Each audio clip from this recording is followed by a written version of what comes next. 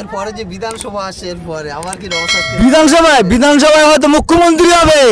এর সারা দিকে চ্যালেঞ্জ, মানে হিন্দুরা বেশিরভাগ বলছে, মুসলিম আর কটা চাচ্ছে। যত আদিবাসী মানে হিন্দু আছে সবাই নওশাদ সিদ্দিকী চাচ্ছে জয় মুখ্যমন্ত্রী হবে, এছাড়া আর উপায় নেই। একমাত্র মুখ ধরা লোক ওই আছে একটা। মনে করছে নূর আলম খান ও 1.5 লাখ ভোটে জিতে যাবে। এতটা জোর তো হয়নি। জোট হয়নি তো কি আছে, জোট হয়নি তো কি আছে। কোথায় থেকে এসেছেন আপনি? আমি ভাঙড় চাতুপুরি অঞ্চলতে। কতটা প্রভাব আছে আইএসএফের ভালো প্রভাব, ওই কটা ছড়িয়ে ছিটকে চলতেছে ঘুরতেছে ঘুরুক, এ কোনো অসুবিধা নেই। আমরা এখানে আমরা সংবিধানে দেখে এসেছি। অনেকেই বলে যে বাইরে থেকে মহিন্দরে করে মানুষ নিয়ে আসে, এটা কতটা বাইরের লোক এখানে নেই, বাইরের লোক আমাদের এখানে নেই। আপনাদের যে প্রার্থী দিয়েছে কতটা আশাবাদী জিততে পারবে? হ্যাঁ, জিততে পারবো, এতটা আশা আমাদের আশা আছে। কোথা থেকে এসেছেন? আমরা জয়পুর থেকে এসেছি। প্রভাব কতটা আছে? ব্যাপক ওই 2-4টা সরকারি সিটকে আছে, তা ওসব ভোটের পরে খুঁজে পাওয়া যাবে। ফুলবাড়ি থেকে আইছে। কেমন প্রভাব আছে? খুব ভালো প্রভাব। এই ভাঙড়ে জোট ছাড়া এই একলা চলো এই আরো আমাদের সুবিধে আছে, পরবর্তী আমরা বগলে ইটটা ভালো করে রাখতে পারবো।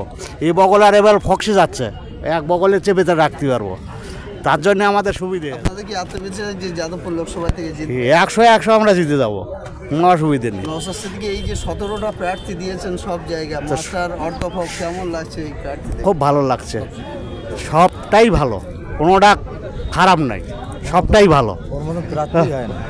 ওর কোনো প্রার্থী নেই। এই যে শারীরিক যাকে দিয়েছে সে তো একদম গোয়ারা হারবে, ও যে গোয়ারা। নাচের মেয়ে নাচ দেখাক আর নূর আলম ভাই দিল্লি যাক, এটাই তো আমরা চাই। আর ওর মতো ছেলে হয় নূর আলম ভাই হচ্ছে কি মানে একদম ভোটে লিড দেবো। ও অন্তত 2 লাখ ভোটে হেরে ভাঙড় থেকে বিদায় দেবে। ও আর এই ভাঙড়ে মানে পাত্তা পাওয়া যাবে না।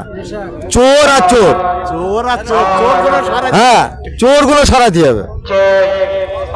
ওসব চোর দুর্নীতি যা করেছে মানুষ ভাঙড়ে, সব মানুষ জেনে গেছে। সে দোষ সব মমতা ব্যানার্জি, এছাড়া আবার কার দোষ? ও পয়সা খেয়েছে, লোকে চাকরি দিয়েছে, যত ভকাস চোরটা যারা মজা হয় সেটাই করেছে। আমি বলে আর অন্তপুর মানে ব্যাপক সগত মোল্লার ওখানে কোনো লোকজন নেই, ও বাইরেতে লোক এনে ঝামেলা করে। ক্যানিং জীবনতলা থেকে লোক এনে সব ঝামেলা করে, বুঝতে পেরেছেন? ওর মতন গুন্ডাবাজ আমাদের এই ভাঙড়ে নেই। আজ ভাঙড়ে ঢুকে আজকে এতগুলো লোক মরেছে। আবার কি 4 তারিখে আপনারা কি ভোট দিতে পারবেন? দিতে পারবো মানে ওদের প্রার্থী দিতে পারবো কিনা সেটা চিন্তা, ওদের মানে বুথ পাততে পারবে কিনা সেটা চিন্তা ভাবনা, এজেন্ট দিতে পারবে কিনা। আমাদের এরকমই সংগঠন হয়ে গেছে, ওরা হয়তো মোটামুটি দিতে পারবে না। আইএসএফ থাকবে। প্রচুর সারা, ওসব টাকা পয়সার কোনো চিন্তা ওরা করে না। ওই যে 500-1000 ওসব চিন্তা ভাবনা করে না। ওরা চায় ভাইজান কিভাবে। মুখ্যমন্ত্রী বলছে যে লক্ষ্মী ভান্ডার 500 করে, ওসব কার টাকা দিচ্ছে? তোমার আমার টাকা দিচ্ছে, ওইসব টাকায় ওরা চিন্তা ভাবনা করে নাকি?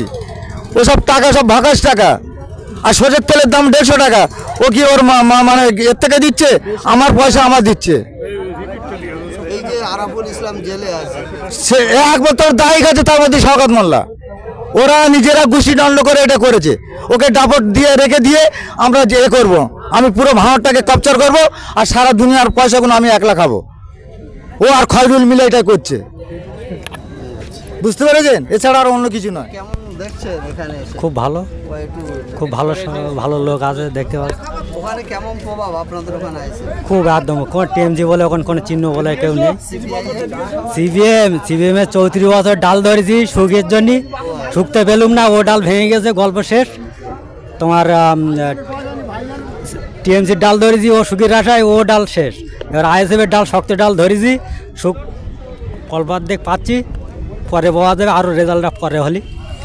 তা সব ডাল ধরে দেখেছি, ঝড়ঝাপটা ভেঙে গেছে, আইএসএফের ডালটা এখনো বেঁচে আছে, ওই ডালটাই ধরে রয়েছে। এই লোকসভা ভোটে যদি আপনাদের বাধা আসে ভোট দিতে পারবেন? বাধা অপেক্ষা যদি হতে, তাহলে প্রথম থেকে ভাইজানের আমরা সাপোর্ট করতাম না। প্রচুর ভয় ঝড় এসেছে, আর অপেক্ষা করে এই ময়দানে আসি। আবার তো যতদিন বেঁচে থাকবো এই মাটিই থাকবো, এ হাঁটাতে পারবে না।